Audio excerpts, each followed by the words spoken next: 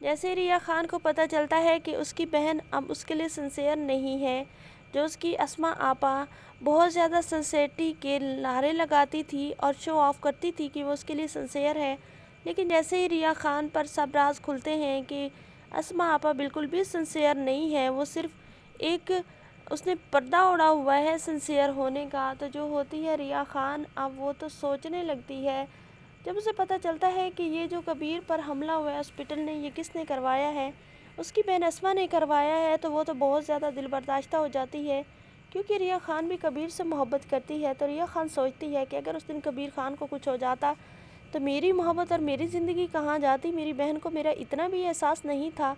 اس نے اپنی دشمنیوں کے چکر میں اس طرح کبیر خان کی میری وجہ سے جان لینا چاہی۔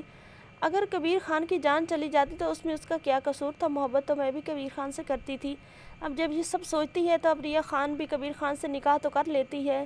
اور راضی بھی ہو جاتی ہے کسی کی پرمیشن کے بغیر، دونوں فیملیز شامل نہیں ہوتی۔ جب ریا خان جاتی ہے مہابینا کے گھر تو مہابینا بھی ریا خان کو قبول کرنے سے انکار کر دیتی ہے۔ تب ریا خان بہت زیادہ اکیلا خود کو محسوس کرتی ہے، لیکن کبیر جو ہوتا ہے وہ ریا خان کا بھرپور ساتھ دیتا ہے۔ وہ ریا خان سے کہتا ہے کہ اس کی ماں اگر اسے وہاں پر نہیں رہنے دے گی تو کبیر اس کے ساتھ ہے، جہاں پر ریا خان رہے گی کبیر بھی وہیں پر رہے گا، کبھی بھی اپنی ماں کے گھر لوٹ کر نہیں جائے گا۔ ریا خان جو ہوتی ہے کبیر خان سے کہتی ہے کہ اس طرح آپ میری وجہ سے اپنی ماں کو نہیں چھوڑ سکتے، آپ اپنی ماں کے پاس واپس لوٹ جائیں اور میں واپس لوٹ رہی ہوں اپنے گھر۔ تو کبیر خان جو ہوتا ہے ریا سے کہتا ہے کہ اگر اس طرح تم واپس گھر لوٹ جاؤ گی تو لوگ کیا کہیں گے،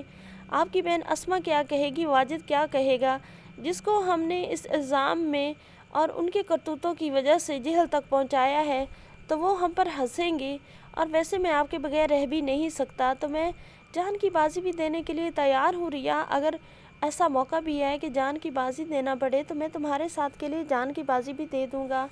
ریا جو ہوتی ہے وہ کبیر سے کہتی ہے کہ کبیر یہ ایموشنل باتیں صرف باتیں ہی اچھی لگتی ہیں، تو کبیر کہتا ہے کہ ریا میں تم سے بہت زیادہ محبت کرتا ہوں، میں تم سے اتنی محبت کرتا ہوں کہ تم ابھی مجھ سے اپنی جان مانگو تو میں دینے کے لیے تیار ہوں، یہ ایموشنل یا کتابی باتیں نہیں کر رہا۔ تو اب ریا جو ہوتی ہے اسے بھی بہت زیادہ کبیر سے محبت ہو جاتی ہے،